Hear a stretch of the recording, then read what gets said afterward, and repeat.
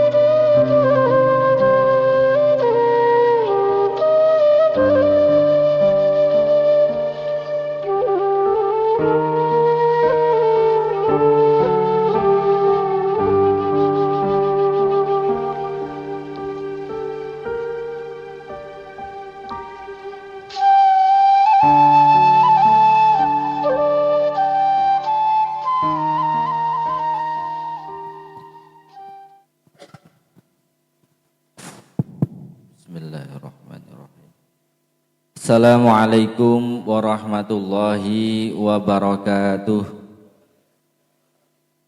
Bismillah, alhamdulillah, wassalatu wassalamu ala sayyidina Muhammad Rasulillah wa ala alihi wa ashabihi wa man tabi'a sunnata wa jama'atah min yaumina hada ila yaumin aqdah. Kembali malam hari ini, rasa syukur kita hanya pantas kita berikan kepada Allah Subhanahu wa Ta'ala. Sholawat serta salam marilah kita sanjungkan di atas junjungan kita Baginda Muhammad sallallahu alaihi wasallam. Bapak-bapak jamaah rahimakumullah, selamat datang Bapak Sarwono SPDI. Selamat datang kembali Asus, asisten khusus yang baru merantau dari Singapura. Jadi sudah sekitar 9 minggu absen karena jadi duta di Singapura. Selamat datang kembali Bapak Sarwono. Jamaah rahimakumullah, setiap malam Kamis kita bersama mengaji. Ada 3 poin yang akan kita tuju di dalam setiap malam Kamis. Malam ini adalah minggu yang ke-23. Iya.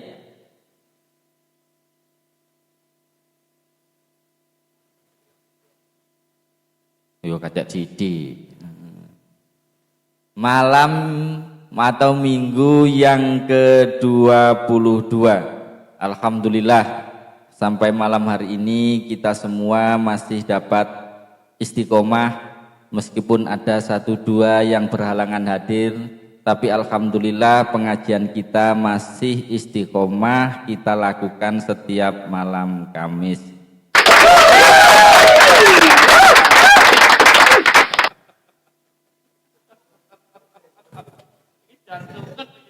Kinggo lek istate loro jantung malah ra sedo ngaji kinggo.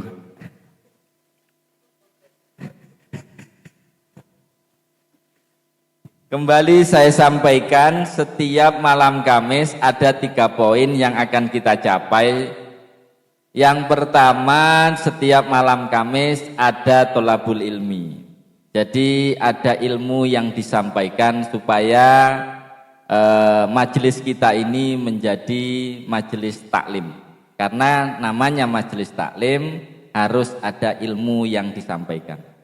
Itu yang pertama. Yang kedua, karena kita semua hari ini yang hadir rata-rata atau hampir semua sudah mempunyai ahli kubur. Entah bapaknya, ibunya, ibu morotuwo, bapak morotuwo, salah satu di antara 4 itu rata-rata dari kita sudah menjadi ahli kubur. Dan sebagai salah satu untuk menjadi anak yang berbakti, kita ini harus sering-sering mendoakan kedua orang tua kita. Minimal setiap malam Kamis kita upayakan, kita sempatkan, dan kita agendakan untuk minimal mengirimi suratul Fatihah kepada almarhum almarhumah ahli kubur kita. Itu yang kedua. Terus yang ketiga, supaya majelis kita ini menjadi majelis takrif, ada kalimat-kalimat thayyibah yang tersusun di dalam istighosah yang akan kita baca. Jadi kalimat istighosah di situ adalah yang pertama sebagai permintaan, kita meminta kepada Allah lewat istighosah.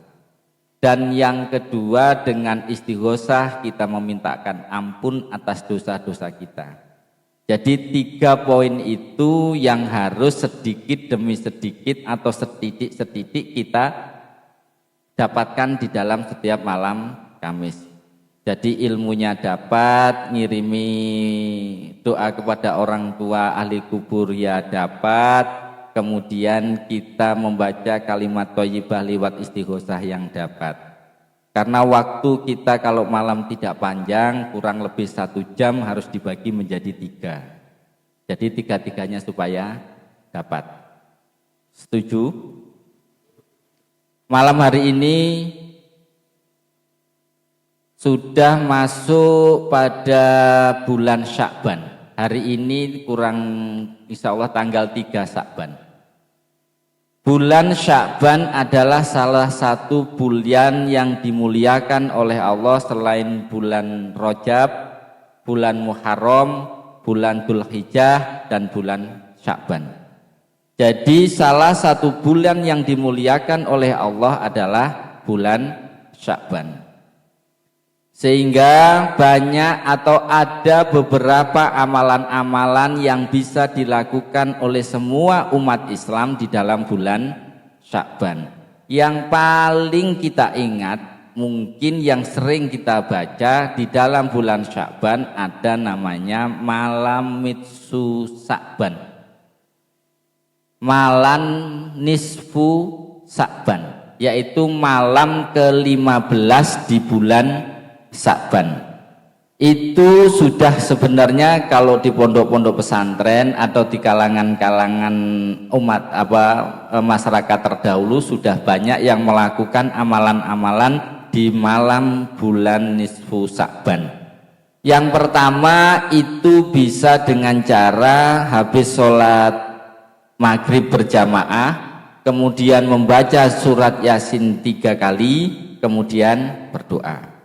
Ada juga yang dengan membaca Al-Quran, dengan istighosah, dengan adanya sedekah pada malam nisfu Sya'ban itu habis Isya. Saya sekarang ingin bareng-bareng dengan yang bersedia, malam nisfu Sya'ban kita nanti akan ada acara, yaitu menghidupkan malam nisfu Sya'ban, insya Allah tanggal 28 ke malam 29. Jadi tanggal 14 nisfu Sya'ban itu hari Ahad atau hari Minggu, malamnya itu malam tanggal 29. Siapapun boleh ikut bareng-bareng, meskipun tidak semua, kalau yang berhalangan atau tidak berkenan, meskipun sedikit akan tetap saya lakukan, bahwa malam nisfu Sya'ban nanti kita akan menghidupkan malam itu, yaitu malam 28 ke 29 atau hari Minggu malam Senin. Ini kira-kira ada yang sepakat, setuju? Karena apa? Malam nisfu Sya'ban di banyak hadis disebutkan bahwasanya malam itu adalah malam di mana dicatatnya beberapa hal tentang takdir kita.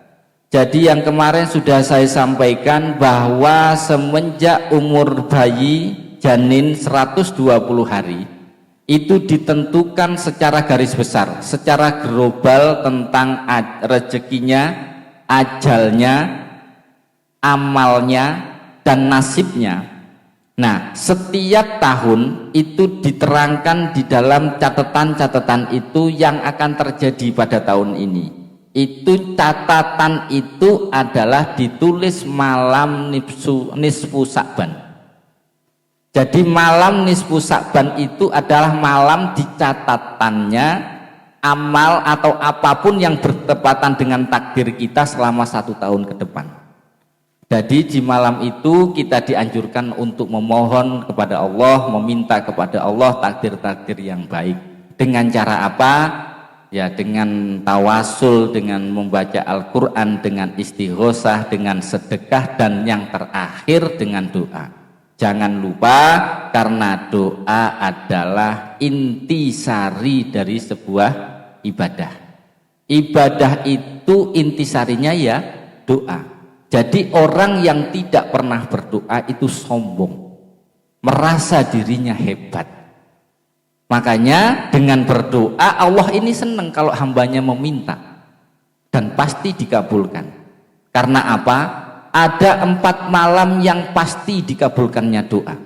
Yang pertama malam 1 bulan Rajab, yang kedua malam nisfu Sa'ban, yang ketiga malam Jumat, yang keempat malam Idul Fitri dan Idul Adha.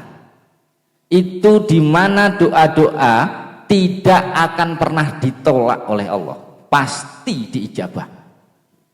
Makanya malam nisfu Sa'ban nanti habis acara kita akan rundingan, akan ngobrol seperti apa yang akan kita lakukan yang kira-kira semua bisa menjalankan.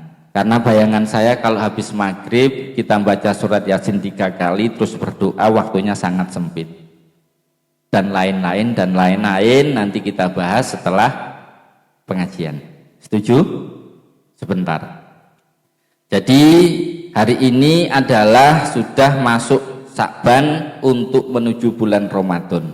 Sekali lagi saya berharap semua bisa mengikuti acara kita nanti pada malam nisfu Sa'ban tanggal 28 malam 29. Bapak-bapak jamaah rahimakumullah, topik kita belum bergeser dari yang sudah 11 malam atau 11 minggu kita jalankan, yaitu belajar melafadzkan suratul Fatihah. Kok mau menang kabeh toh? Iki krungu apa gak toh? Kok mau menang kabeh? Oke.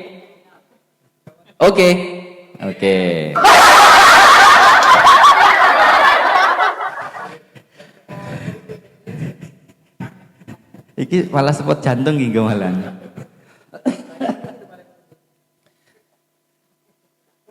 Sing sebelah kene kan sepuh-sepuh. Tadi ini ya dimulai teko ngarep kono mrono. Lah iso iki rada cepet lagi karena hari ini kan sudah yang ke-11. Malam minggu yang ke-11 meskipun masih dapat 1 putaran. Jadi saya baca lagi suratul Fatihahnya, tolong disimak baik-baik.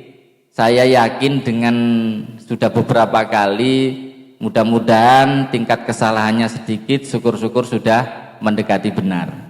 Karena dengan 2-3 putaran harusnya sudah selesai lah. Karena tiap hari kita baca Fatihah. Dan cara sekali lagi, tolong kalau mempelajari Fatihah ini dengan bahasa dan gaya saya, biar panjang pendeknya itu sesuai dulu. Kalau sudah kalian mau benar bacanya dengan kecepatan seperti apapun pasti jadi benar. Tapi kalau belum benar, ikuti dulu yang benar ini dulu supaya ada panduannya. Makanya bagi yang punya HP itu mbok yo dibuka, kada habis ngaji itu Fatihah diulang. Karena kalau sudah teringat di sini akhirnya terbiasa jadi benar. Bismillahirrahmanirrahim. Ini masih sering salah baca ha. Bismillahirrahmanirrahim. Alhamdulillahi Rabbil Alamin. Tolong perhatikan, diingat-ingat. Alhamdulillahi Rabbil Alamin. Ar-Rahmanir-Rahim Maliki yaumiddin Iyyaka na'budu wa iyyaka nasta'in Ihdinas siratal mustaqim Siratal ladzina an'amta 'alaihim ghairil maghdubi 'alaihim waladdallin. Amin. Dimulai lagi dari sebelah sini. Gak pakai lama, tas pokoknya.